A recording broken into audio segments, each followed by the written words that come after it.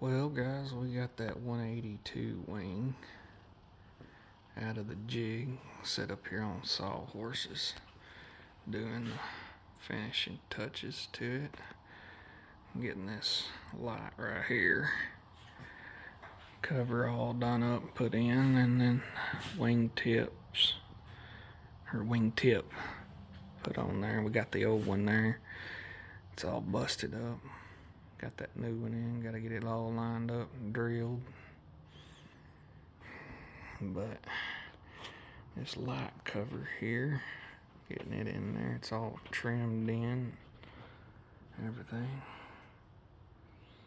That right there is starting to do what I want it to do.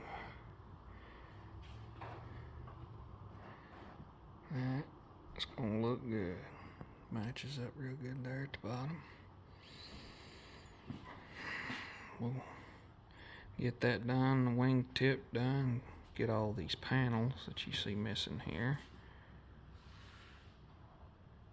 back on, and we will get this thing put down for some paint.